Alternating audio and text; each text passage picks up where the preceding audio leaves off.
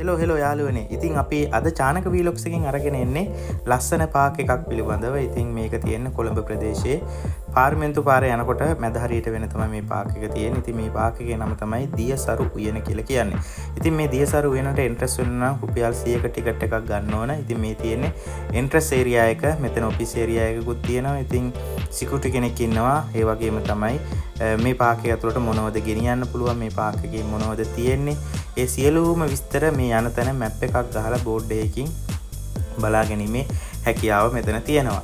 ඉතින් ඔබට බලා ගන්න පුළුවන් මෙතන තමයි එන්ට්‍රස් එක තියෙන්නේ. මෙතනින් තමයි ඇතුළට යන්න තියෙන්නේ. ඉතින් ගියන් පස්සේ යන තැනම බෝඩ් එකක් ගහලා තියෙනවා. ඉතින් මේ බෝඩ් එකේ සඳහන් කරලා තියෙන්නේ ලංකාවට ආවේනික වූ සතුන් මෙහි ගැවසෙනවා කියලා. ඒ වගේම තමයි විවිධ කෘමි සතුන් සහ සමනොළුන් මේ ප්‍රදේශයේ ජීවත් වෙනවා.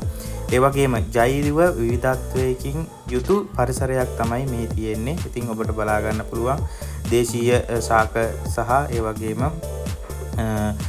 දේශීය ගස් තමයි මේ ස්ථානයේ තියෙන්නේ. ඉතින් හරි ස්වාභාවික පරිසරයක් තමයි තියෙන්නේ. ඒ වගේම තමයි මෙතන තියෙන විශේෂත්වය තමයි කැම්පස් යන ළමයින්ට ඒ වගේම ඉගෙන ගන්න අසයින්මන්ට් එකක් වගේ කරන්න, මොනවා හරි ඉවෙන්ට් එකක් ඕගනයිස් කරන්න, බර්ත්ඩේ සෙලිබ්‍රේෂන් එකකට, ඒ වගේම අනිවාර්යයෙන්ම ෆොටෝ ෂූට් එකකට වගේ ලස්සන තැනක් තමයි මෙන්න මේ දියසරු පාක් එකේ තියෙන මේ ස්ටඩි සෙන්ටර්. මේ වගේම එකක් එහා පැත්තට මේ පාලමෙන් එහා පැත්තට ගියන් පස්සේ බලා ගන්න පුළුවන්. ඉතින් ඇත්තටම කිව්වොත් ගොඩක් මේ තැනට කට්ටිය එනවා. ඉතින් ගොඩක් එන්නෙම කපල්ස් තමයි මේ තැනට එන්නේ. ඒ වගේම තමයි ඒ බර්ත්ඩේ සෙලිබ්‍රේෂන් එකක් එහෙම කරන්න, ඒ වගේම සර්ප්‍රයිස් පාටියක් වගේ දෙන්න හොඳ තැනක් තමයි මේ දියසරු උයන කියලා කියන්නේ.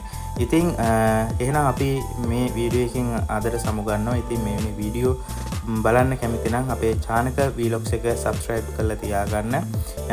ඉතින් අපිත් එක්ක දිගටම රැඳිලා ඉන්න කියලා මතක් කරන ගාම අපි මේ වීඩියෝ එකකින් සමුගන්නවා. සියලු දෙනාටම ජය වේවා කියලා ප්‍රාර්ථනා කරනවා.